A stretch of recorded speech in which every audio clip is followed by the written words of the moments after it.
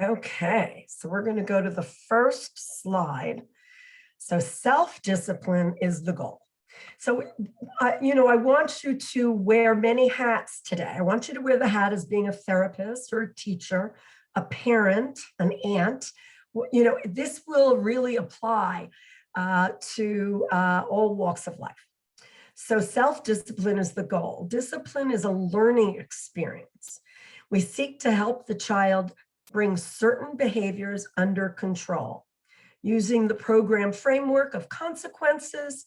In response to rule infractions, the child slowly learns to internalize the external rule. The goal is to move from an external motivation to an internal ability to manage impulses and behavior. Any questions on that? I think, Guadalupe, I may need you if there are questions. Okay. Moving along, we're going to look at the difference. Attitudes and values regarding discipline. So we're going to compare discipline versus punishment because there is a difference. So if we look at discipline is based on logical or natural consequences, expressing the reality of social order, rules, in order to function adequately, concerned with what will happen now.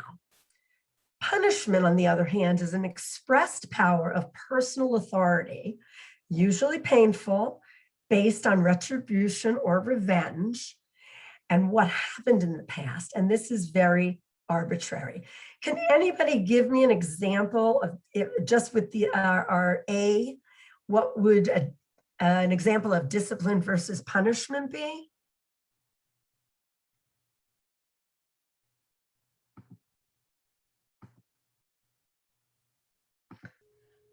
Is it like when someone, if a parent were to say, give a reason for why something is happening or a reason why they are doing something, versus punishment would be something more along the lines of like, because I said so, or because I'm the parent, or I'm in charge. Exactly. And even think about punishment. And I'm sure we all have examples from our childhood when our parents said, you're grounded for a month, no phone for this long. And that was in the moment, was very arbitrary and there. Discipline, we're gonna work on this. It really is a much more thoughtful process, because what we're thinking about is how do we change the behavior? So we're not just wanting to give out a punishment, but discipline is more about learning.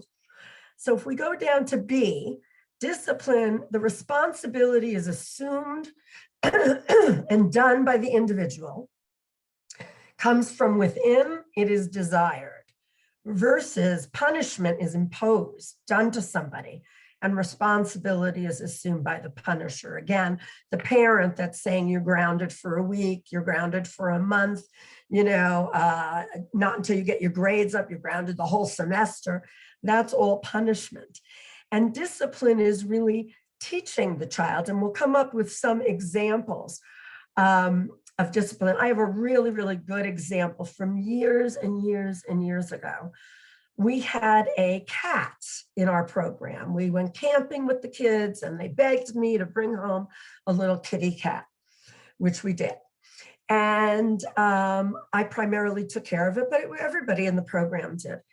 And this particular boy, and I'll use this example as we continue, he ended up throwing the cat against a chain link fence. And of course, that was very, very disturbing. So keep that in mind as we go on, and I'll let you know what his consequence was.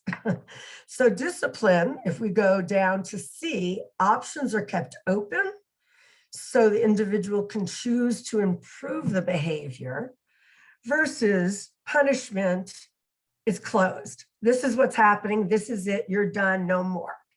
No option. No negotiating. That's it. Okay, next page.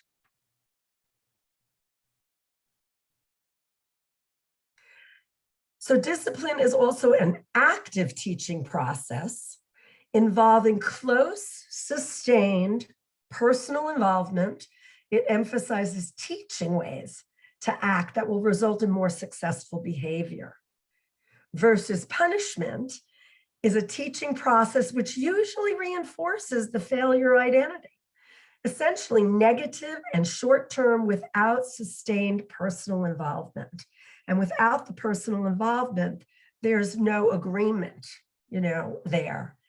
Discipline can be friendly, absolutely difficult and time-consuming, where punishment is very open or concealed anger, very easy and expedient. You're doing it right now. So this boy that was in our program that ended up throwing the cat against a chain link fence, well, the punishment could have been easy for us, and we were in day treatment. I could have suspended him. You're not coming back until you write an apology letter. You're suspended. You can't even come back to school. That would be a punishment. It really took the staff, and we do everything in our staff meetings, time to think about, what did we want this kid to learn? What would be an educational experience and a corrective experience for him? So behind the scenes, we got the animal shelter to allow him to volunteer for 2 weeks. And he had to clean up poop and pee, but he also got to socialize with the animals and pet them and take the dogs out and walk them. And that was his consequence. He had to work for 2 weeks at the animal shelter. The lovely thing that happened is after 2 weeks, he decided he wanted to continue to work there. So that was, when you get it right, it doesn't come back. You're not dealing with the same issue over and over again.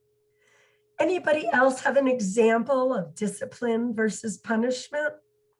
We do have a question. Marilyn Sure. has her hand up. Marilyn, did you have a question? Can anybody hear me? Yes, we can hear you. I can't hear anything. We can hear you.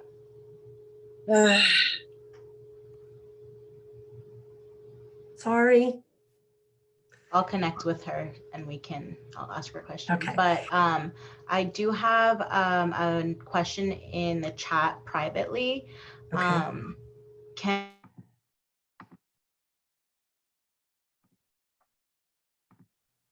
I'm sorry. Sorry, I muted myself. Sorry. Oh, okay. I thought it was me. Can you speak to how resource parents and staff might manage frustration with kiddos that are slow to respond, and why it takes so long for our kids to make shifts in their behaviors? And we're going to get to that and go over different interventions, but it takes a very long time. Most of our kids have really come from a traumatic background. So if you can imagine these kids, by the time you get them, my guess is it can be 6, 8, 12 years old, all different ages. And they've gone through unpredictable surroundings. I'm sure we know my kids too, they just don't trust us. It takes a really long time with kids to really build that trust. So I think that's why it takes a long time. Also, just the process of being able to, the kids know that we are there, we're not going anywhere. It can be big and bad and ugly, but we are going to stay constant in their life. They don't know that. So in order for them to really begin to change and be able to look at their behavior more internally and want to be more successful in the world, our belief is that it's the relationship. That is the treat. That's the real treat here, is so much growth can happen through relationships. And I know in the ADAPT program, that's our whole model. It's a relationship model.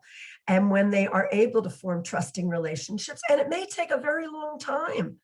I had one boy, and I see these kids 30 hours a week. It took me 9 months. He was the longest one. It took me 9 months, but I have to tell you, he's 35 years old and he still calls me when he has a problem.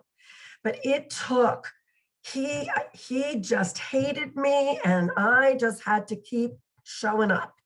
And eventually they will start to trust. But we'll go into more of that when we go through our interventions. Anybody want to share an example of discipline versus punishment?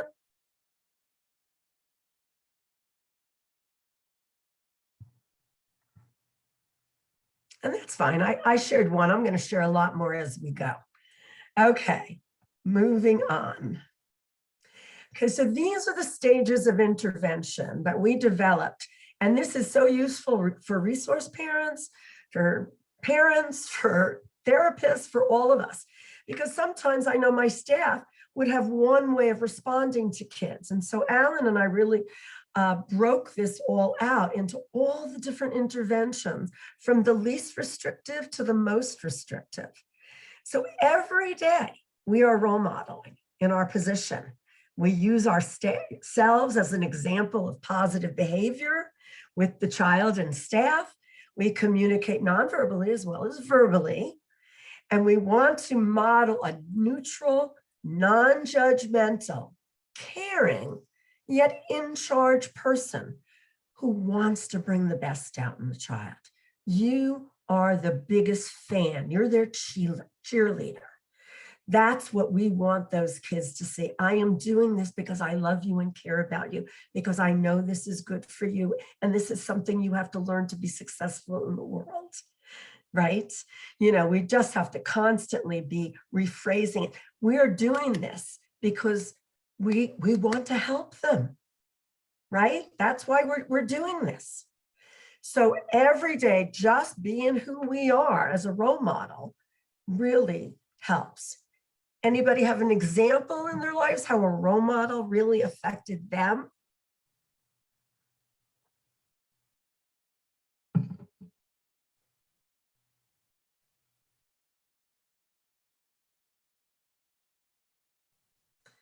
Well, obviously, Alan Ewig was my mentor. And I knew him for 26 years. And so he, I'll tell you one thing. I'll tell you a lot of things while we're doing this. But I'm going to tell you why I have been with Aldea for 35 and a half years. Because when I was just in my third year, my mother got cancer, and she was ill for a long time, for 14 months. So Alan Ewig was my role model, because he basically said, you need to be with your mother. You need to take time off to be with your mother. And so I would go back to San Diego, and back here, and back and forth, and back and forth, and back and forth. And even when I went to New Jersey to bury her, and he'd say, do you happen to know when you might be returning to work? You know, it was very caring, very non-judgmental, really allowing me to be where I needed to be. But he kept my job open for me. And there's not too many agencies and not too many bosses that would do that. I was off for a total of 4 months in 1 year, with lots of a week here, a week there, a week there. But you know, he was absolutely my mentor and role model. And that's really, I became a lifer then, because I was just so taken care of in my personal life that allows me to take care of disturbed children.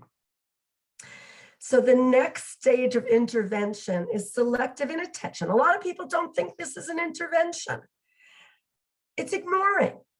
Among the multiplicity of behaviors with which we are faced, we must choose behaviors and issues to attend to, and others to consciously ignore. It's a choice. We're choosing to ignore. You know, you might have a kid or a resource kid that what might be a very powerful intervention is that you're ignoring them. You will still answer their questions, you're still there, you're still neutral, but you're not doing what you usually do in terms of taking care of them. You've given them a little, you know, a little inattention, because that's very, very powerful. One of my kids years ago said to me, you know, I always act out in negative ways because it's better than getting no attention at all. And that's significant. That really stuck with me. So that's selective inattention. There are behaviors that we are going to choose to ignore. They're not that important.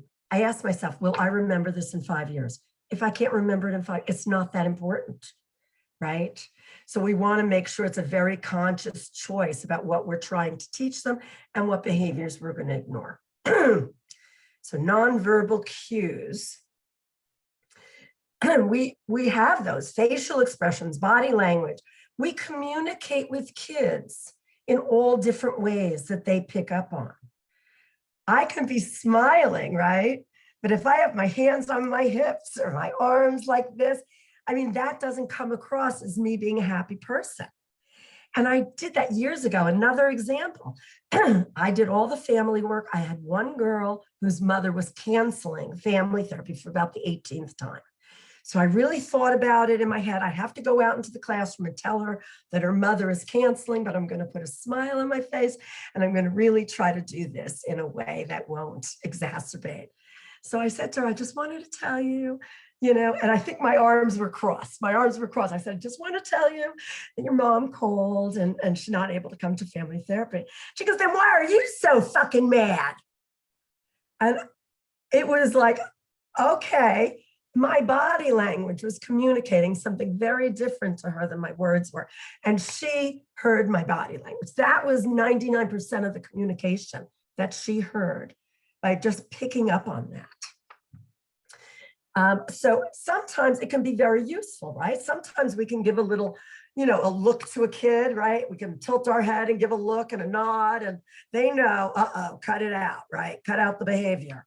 So that's a very, powerful tool as well, but we need to be aware to make sure that we're not sarcastic, we're not kind of using passive aggressive humor. We have to be really careful about how we are using our nonverbal cues to communicate. Any examples of that?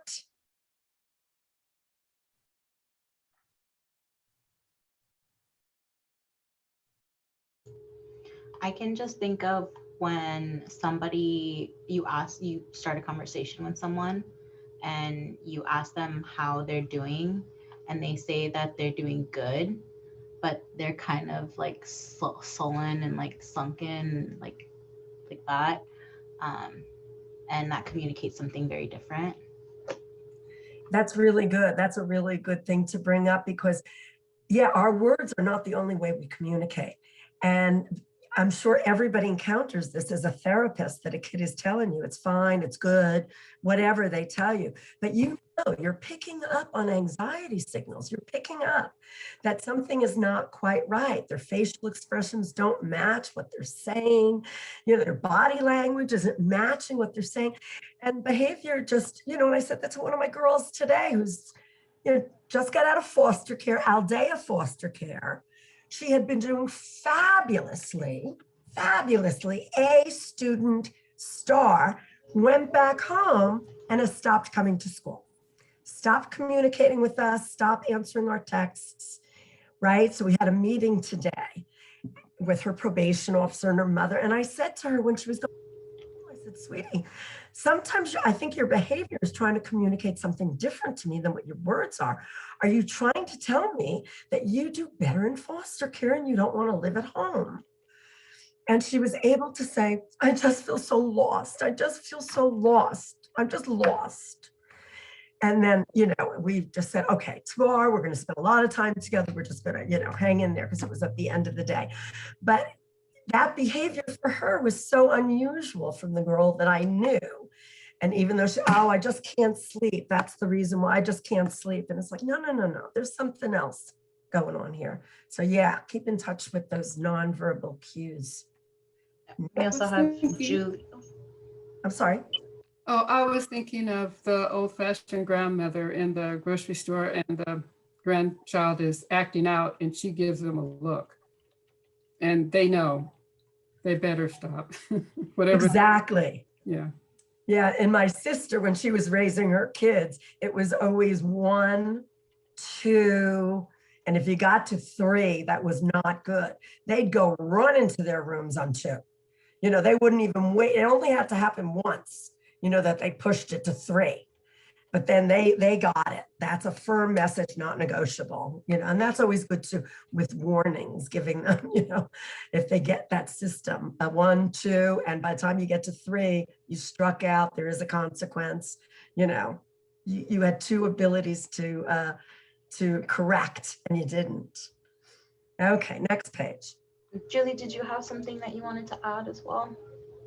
I was just going to offer that, people pick up on presence. So when you're talking about nonverbals, I know for me, if I'm feeling rushed and I'm not able to regulate that, it's going to rub off on the next person I come in contact with, and it's then going to cause them to feel rushed. And really, we want to bring a sense of calmness to each other, to the kids that we work with. And so just being aware of our own, headspace and our own regulation, no matter what stressors and anxieties are presenting.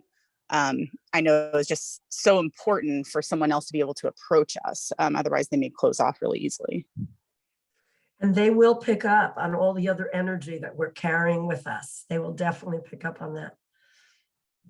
So redirection. So this is giving a clear, concise, neutral, always trying to be emotionally neutral. That's what I would say to resource parents and parents. I know it's not easy to try to be emotionally neutral with your kids. A neutral verbal message to do something else, to motivate the child to an alternative behavior. I bet you we just automatically do this when, kids are fighting or something's going on in the classroom and it's starting to go up. I'll say, Danny, why don't you go with Susan for a walk to pick up lunches? That's a redirection. I'm getting him out of this situation. He's going to do something fun with Susan. It doesn't have to be punitive. Just want to get him out of the situation. So that would be a redirection. That just to go distract them, do something else. Can you come with me here for a minute? Can you step outside? That's a redirection. A direct message would be clear, concise statements of what you want the child to do. Redirection is a little bit more subtle. So a direct message might be, I need you to sit here with me for 5 minutes before we go to see the doctor. Whatever that so it's a very direct, I need you to leave the classroom now, but you can come back in 5 minutes. Or I need you to go to your room and just take a breather, okay? And then come back out when we set the timer for 5 minutes, and then you can hear the you can hear it ring and you can come back out. So counseling is utilizing a life event that is occurring in the here and now, in the milieu, to focus on verbally and help them think and feel differently about a bothersome event. Often this is a brief hit and run intervention where you enlist the child's strengths and abilities to think about their behavior. So, and that's really something we do in our school setting, but you can see it happening in homes and in therapeutic sessions as well. That you might just have to clue in, stop everything. I know this kid is really bugging you. I have a feeling you may be getting triggered about that. Can we talk about that later after we finish this? So you're giving a quick, we're going to deal with this, I promise you, but I just need you to get back. I know you can hold it together until break. I know you can delay gratification until break, and then we can talk about it. Questions or thoughts?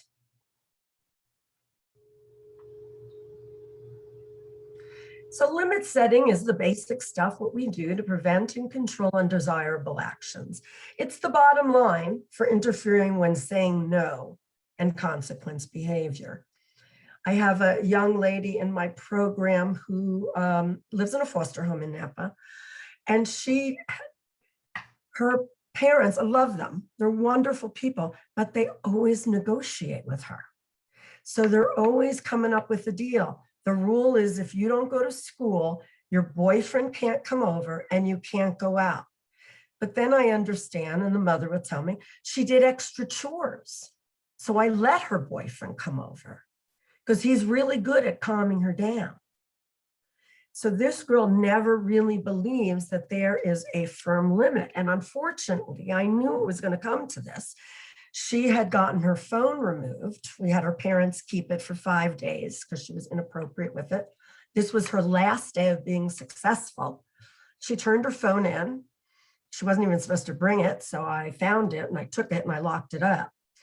And then she said, "Where's my phone?" I said, "I'm trying to help you be successful. This is your last day on consequence. So I'm not going to give you your phone until the end of the day. Give me my fucking phone. I'm not going to give you your phone because I'm really trying to help you with this consequence so you can have a fresh start starting tomorrow." This went on and on and on until she physically, literally got into my space. Where I was kind of backing up. Thank God I have lots of wonderful staff around me that came to my rescue. But, and she even said, she said, "I can just come over there and knock you down." And I said, "I'm sure you can." And unfortunately, my policy is if that happens, I call the police. I press charges. So again, it's her choice, her choice. All these things are her choices. But she did eventually back down. But, she was, it was a hard no. And that's what I'm trying to teach this kid. And she's just starting to get it. But I have to work with the parents. Sometimes they pick her up at 1:45, sometimes at 10:50 or at 1. And she's always leaving school early. So I had to say, "Parents, can you please pick her up at 1:05? 1:05 is her new dismissal time. So she can stay at school and keep her." So always working together. So she doesn't leave early anymore. Individualized consequences, determining what responses are appropriate to a given behavior.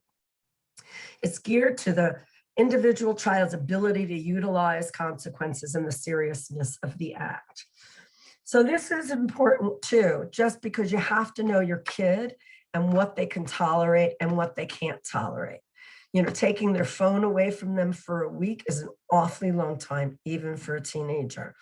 Consequences should be short, quick, in and out, a little sting, but not a long sting, because they forget what happened and then they're only focused on the person that consequenced them and they get mad. They can't remember in a week why we consequenced them. So individual consequences are really good. We do sometimes with kids, and you could do this in your resource homes. We have kids that are fighting or acting out together. They did something or got into a fist fight. Sometimes we'll give them options. Their consequence. Your consequence is that you both have an hour of detention time, or together you can cooperatively clean the van. Your choice. 9 out of 10 times, we'll clean the van because they know that's not going to take an hour. So then we get the two kids working together to be able to resolve some issues. Not if there's still, fire going, they'd have to calm down a bit. But lots of times kids choose those choices. And that's, again, an educational, you're hoping for an educational correction, that they will figure out how to get along with this kid and deal with their problems differently. So we could be very creative with consequencing. That's, I think that works so much better than we just use the standard bedtime early, you're grounded for the weekend, no phone, no this, no that. If we can really think about what might matter. And kids can do a consequence like cleaning the kitchen, cleaning the bathroom. You can choose. You can come home early, or you can do this. Let them have some choices, but they have to do it. And of course, removal from negative situations, removing a child from a potentially harmful situation on their own, like we ask kids to leave, please go to your room. You need to leave the classroom, or with help from staff that come and say, "Come on, let's go out. Come on, talk to me." And that at times, if a child refuses, the group may have to be removed. And certainly this is a very powerful intervention at different settings. I even had a parent do that, where the parent took a time out and left the house when the child was a teenager, but was hysterical and demanding and punching walls. And I had her take a time out and get in her car for 10 minutes, drive around, get herself together. But her daughter did not like that she left. She was very upset, and it kind of her daughter kind of felt a little abandoned. But it also gave her daughter the message that I don't have to tolerate this disrespect, and I can't. I'm doing self-care right now. I'm not leaving you. I will come back, but I need to get a break. And I want you to talk to me. I'd love to talk with you about this if you can talk with me in a more respectful manner. Because right now, that's all I'm hearing is your anger, and I don't even hear all the good words that you're trying to share with me. So that kind of thing. I had a really funny one. My niece and nephew are grown now, but they remember when they were younger and I would babysit on Fridays. And I think I had like 4 or 5 kids here and they were agitating each other and I was getting agitated. And, you know, my nephew was really the one provoking. And all of a sudden I lost my cool. And I just said, Sam, go downstairs and watch TV. And he's like, okay. And he, you know, marched downstairs to watch TV. And we were all like hysterical laughing, even in the moment, because we realized how silly it was. But it broke the tension. It broke what was going on, all that sibling stuff that I just needed to, because they didn't let, you know, stop it, be kind. Nothing was working. So just that removal of that one boy, even if it was for TV, it worked. It got the situation calmed down. Any questions, thoughts, comments? Okay. Oh, go ahead. Sorry, I have a client who seems to act out or have stronger outbursts when mom removes herself from the verbal kind of aggression. So I've kind of pushed this idea of like, well, you don't need to be there for all of the cursing and the banging, because that's partially kind of what he's getting something out of that too. Right. So it was interesting to see how the mom was like, oh, I don't know if I can do that. So this just is even more helpful for me to kind of encourage her, maybe. Even if she goes into her room and closes the door, you know, and I am happy to talk to you when you can calm down, you know, and if he'll go to his room, even better, I'm happy to talk to you about this when you can talk with me respectfully. I can't understand a word you're saying when you're yelling and screaming at me. That's all I hear is you cursing at me. I think you have some good things to say. You know, I'll often tell kids, you know, fucking, you know, it's like, whoa. Tell me what you're angry about. And most of the time it's very reasonable, it's appropriate. You know, I get it, I understand it, you know, but the way they communicate it, it makes it difficult for us to hear. And so that's that kind of training over and over to get him into a different habit. He might get more attention from her if he's cursing and screaming and yelling.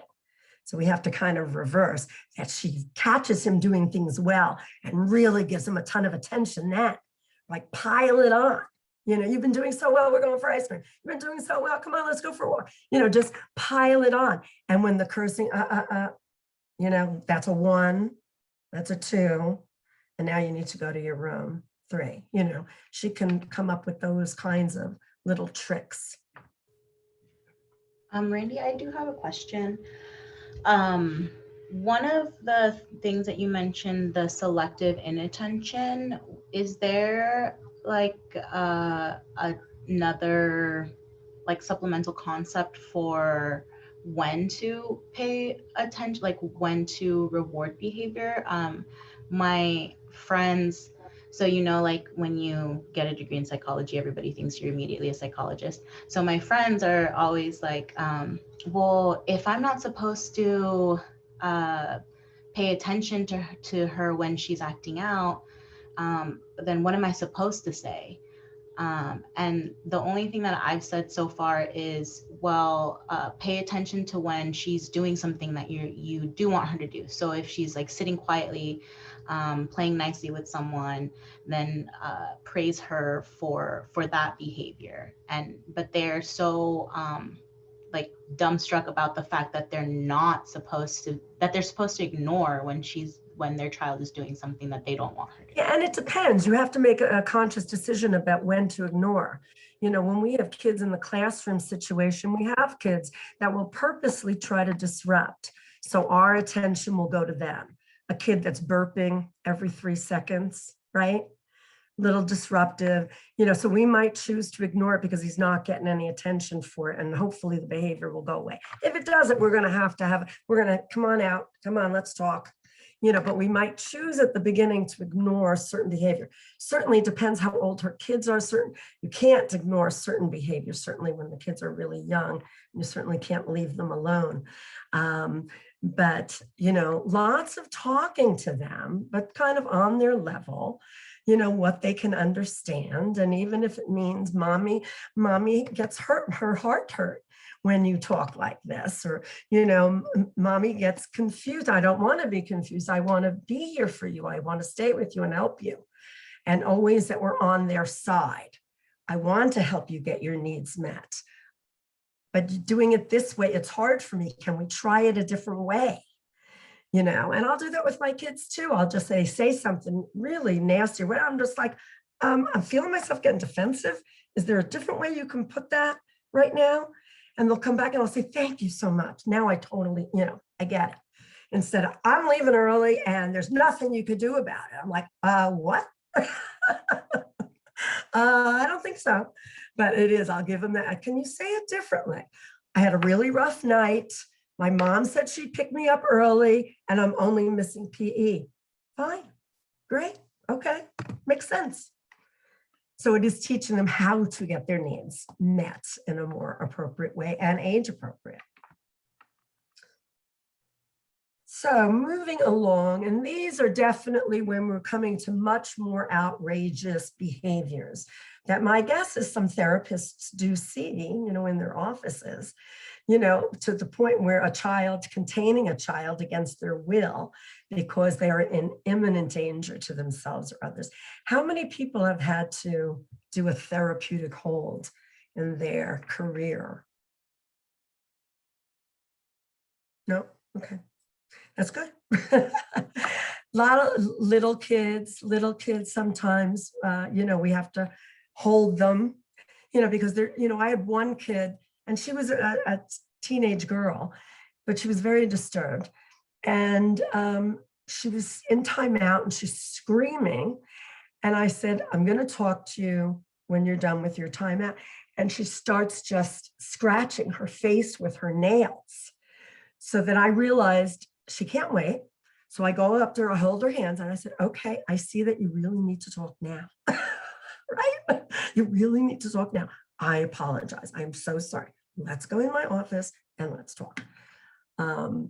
Kids will let you know what they need. So this gets into management of assaultive behavior. And this is really when you're trained. We don't do any of this at ADAPT.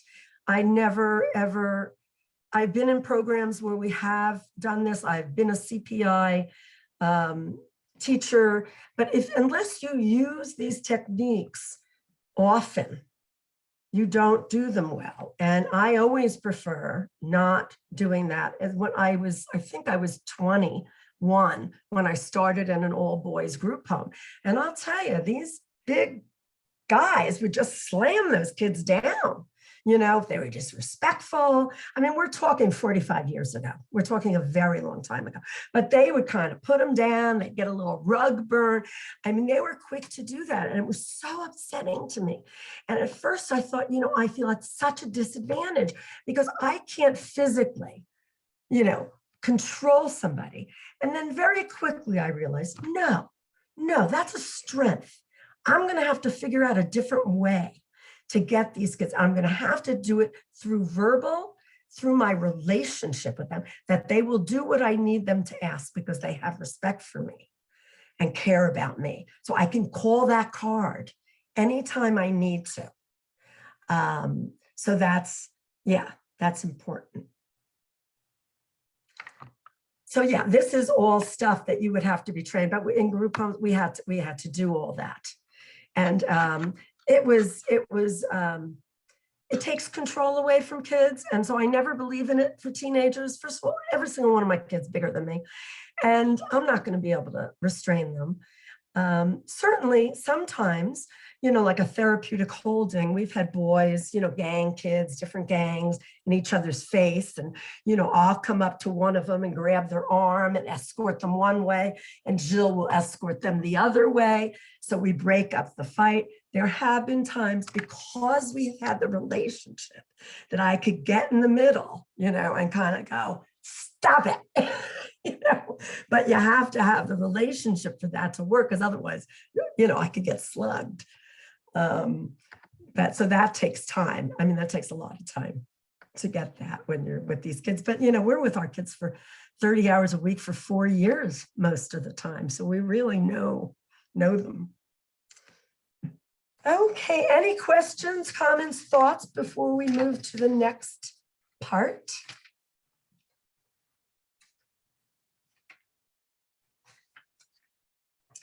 Okay, so things to consider with your nonverbal communication. Where you are in relationship to others is very important. CPI teaches you, if you're standing straight in front of somebody, they have no exit route. They have no exit route. So it's always good to step to the side. You always want kids to have an exit route. Early on in my career, and I thought I was doing so well at my group home, and I was so thoughtful. I had to tell this boy that he couldn't go home for the weekend. And I went into the classroom, and they had those chairs, with the desks that would wrap around one side. I don't know if people know those, but it was, one side in, and then the desk would come around. So I crouched down to his level, and I was really very conscious of everything I was doing. And I told him. He smashed his hand through a window, broke the window. I was right there. And I realized, oh my God, I blocked his exit. He had no exit. I thought I was doing everything right. I wasn't. It was good for me to bend down, not good for me to say something that could agitate him in a situation where he can't get out. So exit routes are always very important when you're in your office, making sure if a kid gets agitated, and in my private, I had a client throw water on top of my head. She dumped a whole glass of water on my head in private practice, and I was like, would you mind stepping into the waiting room, and I'll get you in a few minutes? Well, I was like, oh my God, what just happened here? But so it's always important to have a little exit route, have your people have that. Posture, how you hold and move your body. This happened to me just the other day. I had my hands behind my back. And my husband said, what do you have behind your back? I was like, nothing. But if I have my hands behind my back and I'm talking to kids, that's a threatening position. They have no idea what I have behind my back. I could have a knife, I could have a gun, I could have whatever. So that's a terrible position. So you want to really be open, not crossing, not, tucked in, your mouth, your eyes, all of that is messaging to the kids. And make sure you have enough distance with individuals. Psychotic kids, I was working with a psychotic kid, and I was very, very far away. I mean, we were at a really good distance, and she's screaming, get out of my face. And I said, okay, I'm going to take 3 steps backward, okay?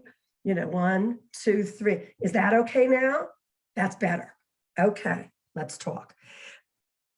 I had to do that. In her mind, I was in her face. That may not have been the reality, but that was her experience of me. So I just want to always honor, our clients. Okay, anything here? Okay, let's move on.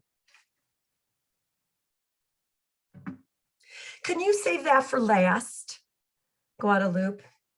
Okay. Offer choices and consequences. The key is to limit setting. Be simple and clear, reasonable, and make sure it's enforceable what you can do. There are times that, they're not, I'm calling your probation officer and they're going to lock you up in juvenile hall. Well, no, you can't. You can't do that, and the kids know that. So, we want it to be enforceable. And that's why I really suggest to parents, really consequences in and out. You know, in the group home I ran with 17 girls right out of the hospital, you know, we always had, they went out at night. If they came home late, they had to come in that much earlier. You came a half an hour late, so you have to come in a half an hour early. They didn't do that the next night, then they would be on restriction. But they knew that. They had all the choices and they knew what choices they were making. And I could enforce that. So it is important that they're very reasonable. Yeah, I always talk to parents about really short, I don't know, your little kids, I think teenagers can't tolerate anything even a week. That is so hard, even a week for teenagers. Think about your younger clients. You know, it might be a 5-minute timeout. That's it. That's what they're, you know, and then mommy and daddy talk to, you know, you or something else, but really quick timeouts, not to linger. So that's that. Next. So empathic listening, always really important. I think really hard as parents. Sometimes we just have an agenda. We need to get certain things done, but it's valuable to really pay attention to this, that we really are very non-judgmental in our words and what we're saying. So they don't hear any judgment there, because kids are so, you know, they're so hard on themselves. Really giving your kid the undivided attention. At times we can't. And it's okay to say, right now I'm involved with something, but can you give me 15 minutes and I can give you my undivided attention? It's so much better when you're really there and they're not just talking at you and you give them, but it's okay to say, honey, I need 5 minutes here. I've done this to my kids too. They're like, Randi, can we do that? Can we do this? And I'll just say, if you need an immediate answer, the answer is no. If you give me time to think about it, I might say yes. Think about it, take your time, you know, but I need time, because I'm going to quickly just shut it down if I'm dealing with 16 other things, you know, so that's another little strategy. Listen carefully and focus on feelings and facts. So you're really listening to what their feelings are. They can never be wrong if we validate their feelings. Sometimes their facts are wrong, right? My teacher always does this to me. Well, he doesn't always do it to you. He did it today. But okay, well, tell me how you felt about that. Okay, now let's talk about that. That when this teacher did this, that's how it made you feel. Have you ever felt like that at another time in your life? Do you think this could have been something that triggered a more intense response from you because you've experienced this over and over and over again? And just the validation, that's, yeah, validation first, no matter what. Allow silence for reflection. You know, we're planting seeds. That's what we do as caretakers. We're planting seeds. So allow them to think about it. Some kids process in so many, they process in so many different ways. Some need immediate processing. Some really need some time to think about it. You know, and that's okay, to really be respectful about how they process information. But yes, focus on feelings. Allow silence for reflection and restate and paraphrase. What I think you and I just decided on is that in the future, when you curse at mommy, mommy's going to count to 3, and that will give you a chance to say it in a different way, or you got to go to your room at 3. Let's practice, okay? So you can integrate that even with really, really young little kids, but you want to restate and paraphrase what you heard from that person to make sure that you heard them correctly. Because many times we don't.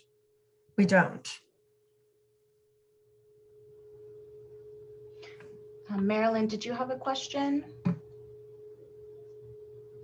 Yes, I did. For a 14-year-old boy, what do you think an appropriate length of time is? I mean, I had taken his phone away for a few days, not a week, but it was probably 3 days, but he punched holes in the wall then. So what do you feel is you know, and then of course there had to be something for the punching of the holes.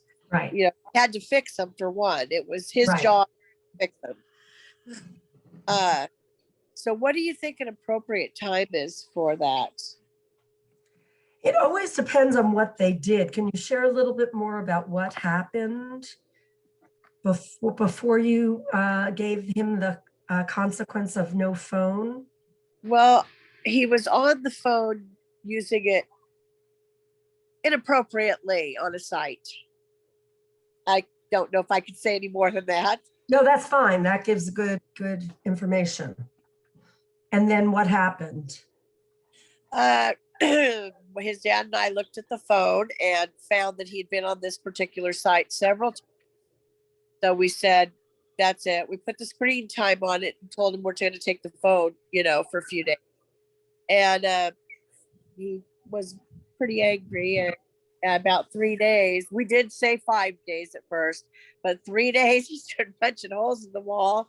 So we told him he had to fix those, and he had to go one more day with no issues, no cussing, no, so I guess that was kind of a negotiation at the time. But I know you said don't. Sometimes negotiation is good. Sometimes negotiation is fine. It's a good skill to teach these kids to negotiate. Okay. Yeah, we just didn't want to have any more holes punched. And Right. So realized it was the phone itself, just being able to contact a friend, or just, I don't know, not particularly that site, but just having that phone. And it was something he'd never had before also. So a phone. Yeah, the phones for these teenagers are an extension of themselves. They don't feel whole without their phone. And they don't. And everything is immediate. And if you don't text your friend back, then your friend's going to think you don't like them. And, all the things that teenagers go through, and their friends being so important. So this is one recommendation when we find a kid doing something wrong. This is just another way of dealing with it. And it doesn't mean it's the right way. It's just another way. Okay. If you find that your son was on inappropriate sites, I would first talk to your son about it before even consequencing.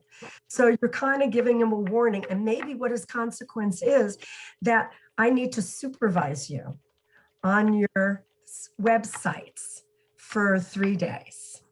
And after that, I will continue to check your phone. And if you're on this website, then you will lose your phone. So it's good to give a warning to prepare them, because to prepare them. And supervision is a fine consequence. It's like, I gave it to you on your own. You're going to have to earn back that trust. And this is how you do it, allowing me to supervise you for 3 days. And then we're going to give you a chance to correct. And, but I will be checking every day before bed. I will be checking your site to make sure you're not on this. So he understands if he's on it, he loses it. And usually I would do 1 day loss, 1 day. 1 day for teenagers is a long time. Then they have an opportunity to earn it back. They do it again, 2 days. They earn it back. Did it again, 3 days. And if we're doing this, and next time it's going to be a week. So we're going in really small increments. So they know your word and that it's something that you can enforce, even if it means having to turn their phone off. But phones are really, really, they really are an extension. It's like touching them personally. We're taking their backpack. Yes. Okay. Thank you. So I just see from Courtney that knowing kids can be adept at deleting. That's why I'd probably have him under supervision for a few days while he's on it. You are allowed to be on your phone, but it's going to have to be supervised. You're going to have to do it here in the kitchen for 3 days, something like that. So then it keeps their motivation, because once you take the phone, there's nothing else that motivates them, right? And he escalated, right? All the way to the top. So baby steps. Anything else? Okay, so behavior influences behavior. I'm not sure if that's right, but I think it is. So I'm going through the crisis development behavior levels and what the appropriate approaches are for each level. So, and then we're going to get into a little bit more detail on the defensive. But first, I wanted to start anxiety. Anxiety is any symptoms that we see that are out of the ordinary. If your child is always wearing black, going to school, and one day they have a flowered t-shirt on, that's anxiety. Something's different. Something's different. So it could be like, wow, well, look, she put on makeup for once. Something's different that we want to pay attention to because we're not quite sure what that means. So anxiety signals, tapping, looking all around, you know, any kind of behavior that we pick up on, and our approach would be supportive. You know, it looks like you're experiencing some anxiety. Is there something I could do to help you? What would you, I'm ruminating about this, I'm obsessing. Well, what can we do to help distract you? So you're going to be at a very supportive level when there's anxiety. When they start having defensive behavior, which your son did, then we have to take a more directive approach to dealing with it. And we're going to get into more detail in just a few minutes. So again, then there's risk behavior. And that's when you get the physical intervention, which a lot of us don't have to do anymore. But some programs do. When you get really high level behaviors, they have to have a physical intervention. And tension reduction therapeutic report is always good after each of these steps, where you have an opportunity to sit with your child and talk to them about what happened.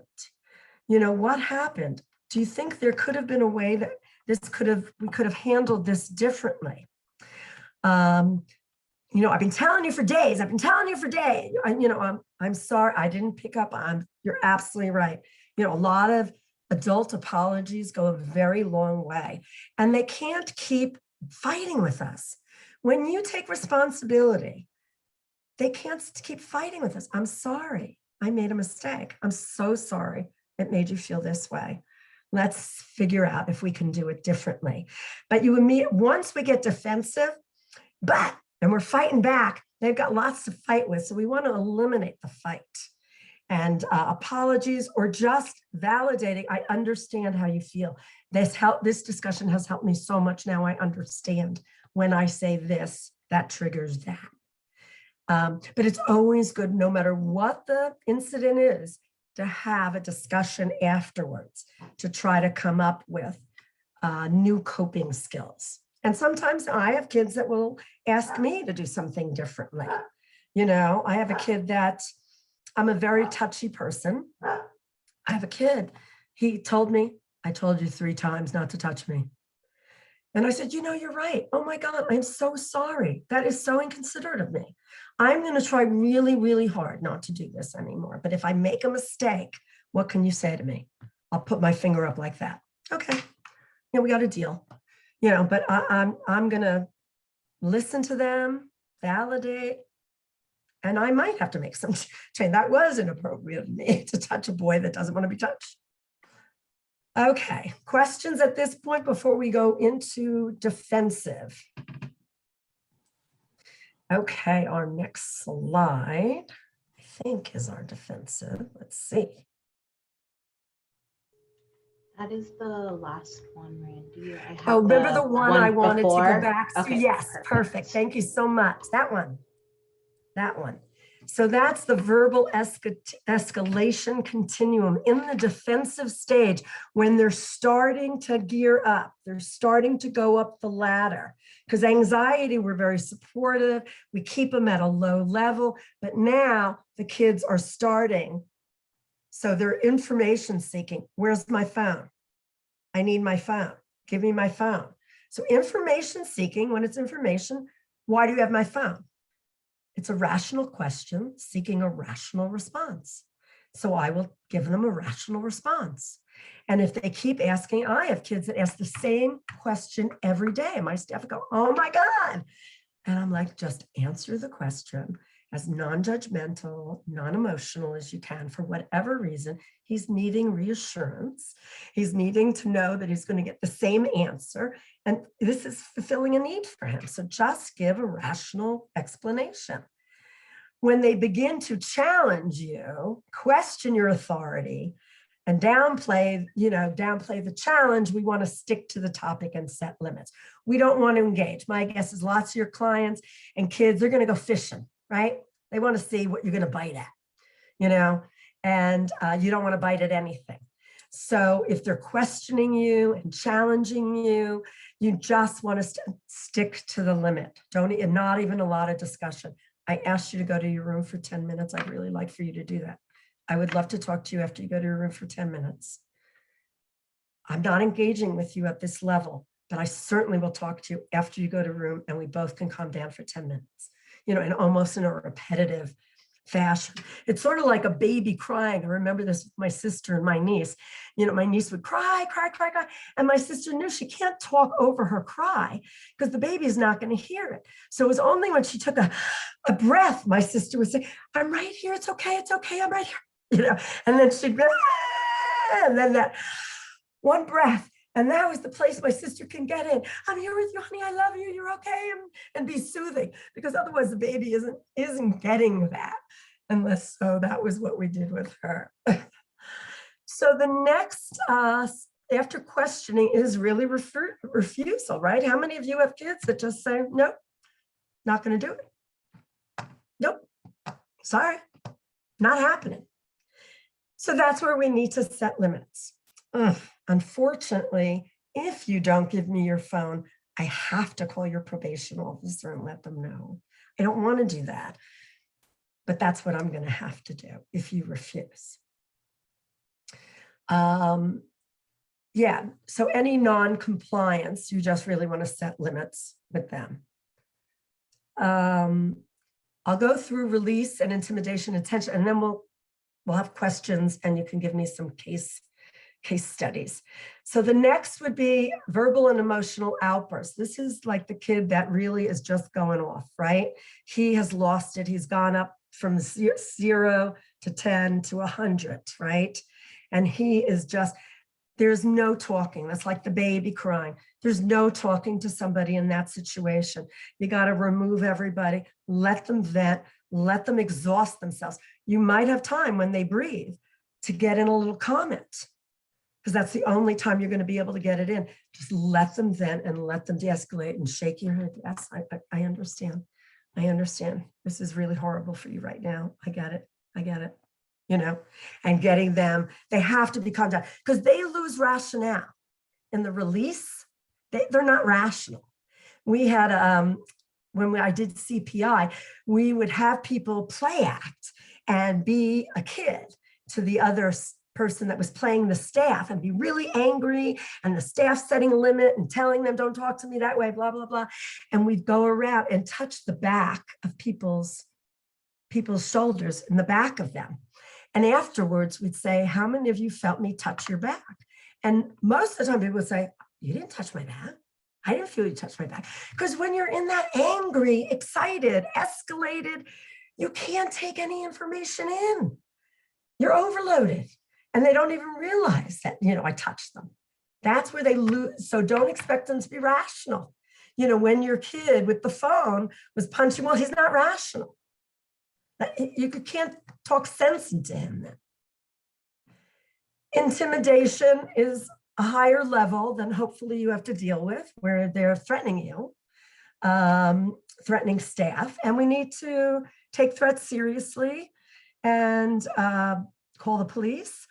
I had one girl that when her mother consequenced her, she decided that she would start cutting her arms unless her mother gave her back what she wanted. And so our suggestion was, well, she's up the ante, so now you need to take her to crisis. So that's the next level of intervention. She's upping the ante here. So that's a call for crisis to be evaluated for hospitalization when you're harming yourself. You're not just screaming and yelling anymore, you're harming. So we have to go there. And the tension reduction, again, is a decrease in physical and emotional energy. It's cathartic after a big episode that you can talk a kid down and talk to them and get them to see what happened and how it happened in that way. I have one boy that Courtney is dealing with. And a few months ago, he just asked the teacher for something. And she said, I can't get it for you now, but I'll get it for you on Monday. And he went from questioning to refusal to release to intimidation. He went through all of those stages. So we had to really take that very seriously. And there was a lot of processing. You know, I did send that boy home and he couldn't come back to school. And he kept saying, what do I need to do? I'm bad, please let me back, please, please, I want to come back. And I was like, you need to come back with a plan. You need to present to me a plan of action on how you're going to stay in emotional control. I don't care about this begging and pleading and I miss you and I love you. Well, I care about it, but he needed to have the limit set because he's 17 years old and he has been in day treatment programs since he's been 6 years old and residential and non-public schools. And at 17, he's got to learn this lesson. This is a major important lesson. If he does that at work, he will get fired. He can't do that, you know, so. So any examples, cases, things that you want to bring up, now would be a great time.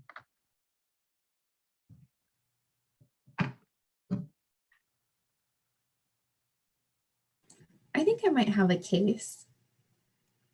I'm working with a family. He's a boy of, I want to say 11 years old. But we're actually having a lot of this, everything you just described is kind of happening. And mom is the one that takes care of it usually, or attempts to. He has 2 younger brothers. And so when he gets agitated or asked for something and it's met with a not right now, maybe, you know, we have this and we have that. It'll really quickly, he jumps, I think he basically jumps questioning, goes straight to refusal. Or sorry, not refusal, release. Release, okay. So he will go and be cursing out his mom. I think just recently mom sent me a picture of him breaking down their door and punching holes in the wall. And it wasn't until he hit that point that he kind of shocked himself and was like, oh, I need to calm back down. But this is very common, and it at some points has gotten physical either with his siblings or with mom. And he is growing and he's getting bigger and stronger. So with mom, we've been trying to figure out, you know, positive choices for calming down, removing the other children from the area, removing herself from the area, or asking the client whether, you know, what he might need at the moment, whether she stays or she leaves. And it's been helpful, but I think it is a lot for the mom to kind of take in on her own. So any suggestions would be great. When you get a young kid like that, you know, he's 11, and if he looks like he's heading in that direction to be vandalizing and not being in control of his anger, there is a program that Tony McIntosh runs, which is a diversion program.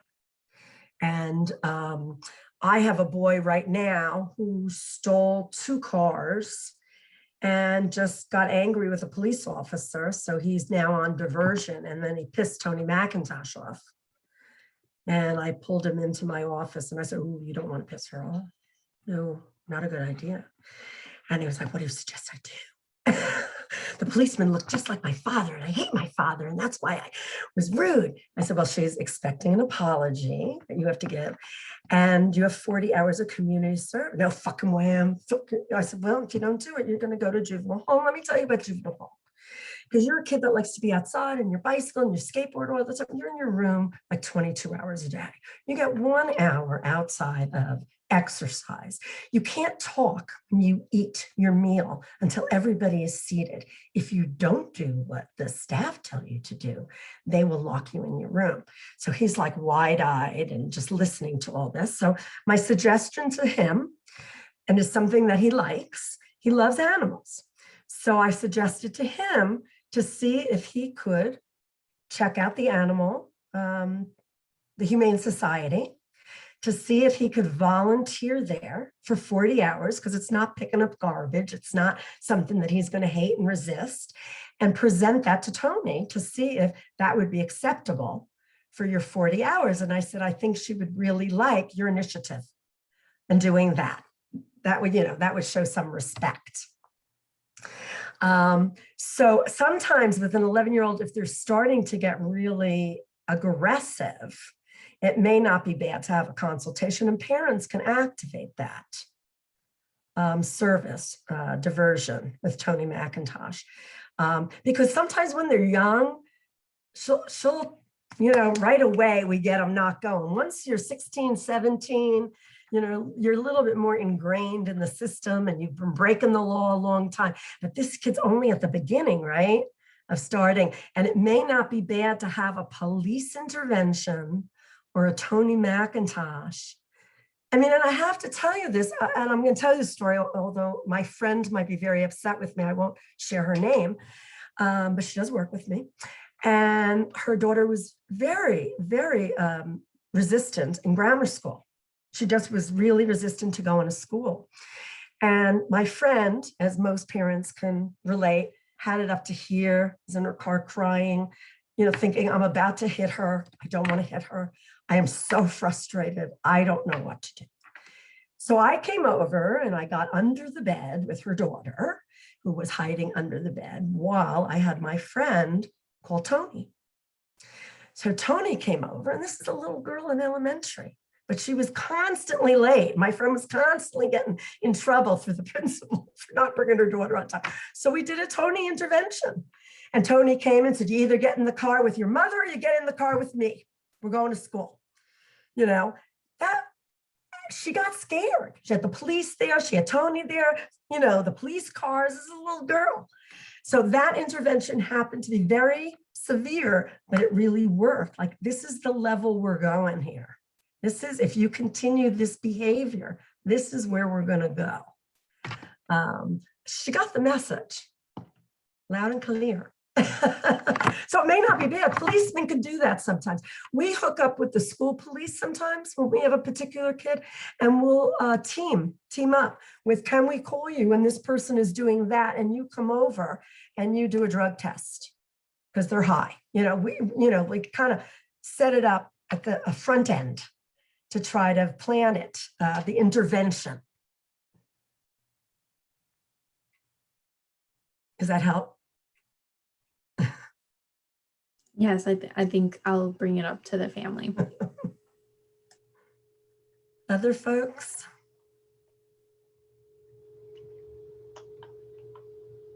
Alice? Hello. I have a family that has begun to split apart the family unit when conflict happens, where usually the mother will stay with the child of focus and the father will take the other.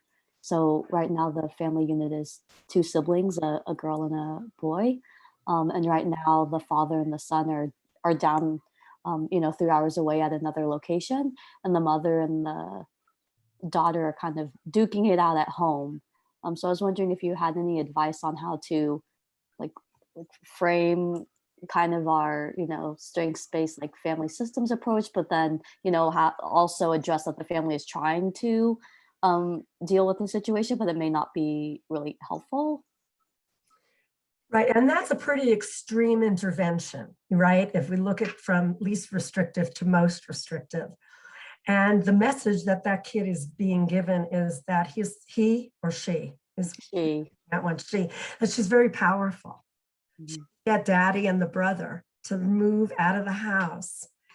She's kind of, I don't know if she's running the roost there, but it kind of feels like she is. I would think family therapy would be so important in this case, or just mom and dad together, because they're running out of options. I don't think they're bad people, but my guess is they are so tired and feel so beat up and so they just don't know what else to do, right? And this has been the only thing that they found that somehow calms things down. Maybe not for a long time, maybe it's just a Band-Aid. So it's not really resolving the problem. So I would work very much with mom and dad as partners, as parents, because they are a very strong unit and they need to really have each other's back and depend on each other and do it together. So their child knows my parents are a united front, because otherwise she's going to get in there and do some splitting, which my guess does. But I think it'd be so important. And I've had parents that have done that as a last resort.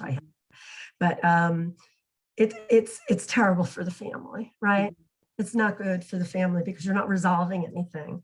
I don't know if they talk about it when dad comes home and they have a family meeting. But I think mom and dad need to strengthen that parental unit. Okay, thank you so much. You're welcome. Very helpful.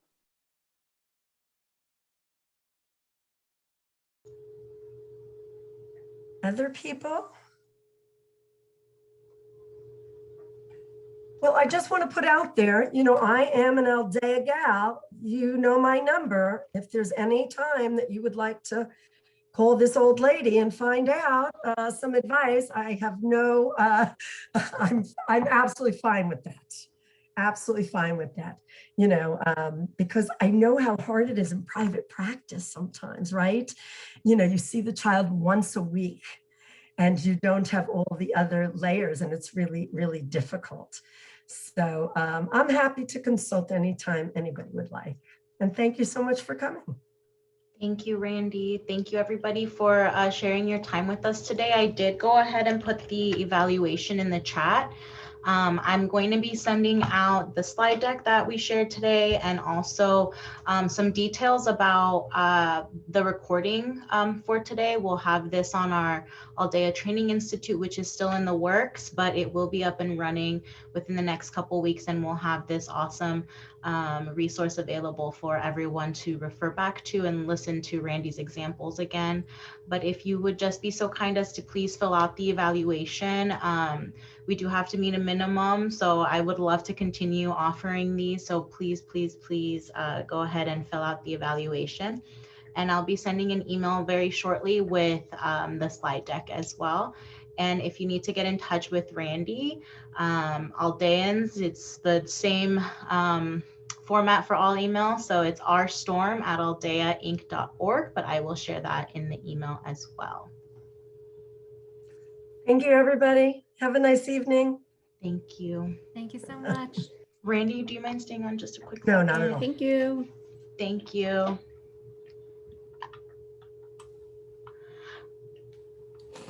Randi, I sent you an email and it is has the document that needs your signature. So it's in Adobe. So all you have to do is just click the link and it'll have you add your signature.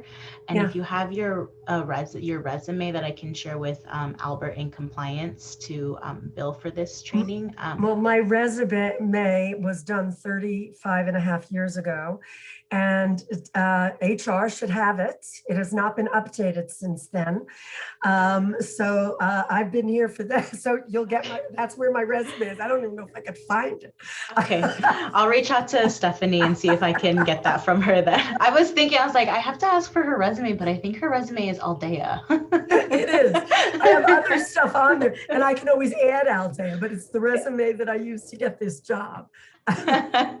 Okay, so I'll reach out to Albert and see if that's what we need. But yeah, just go ahead and sign that participant roster and then we're all set for this training. Thank you so much, Randi. Thank you. Thank you so much. You made me look really good. Thank you. You made yourself look good. All right. You. Thank you. Bye-bye.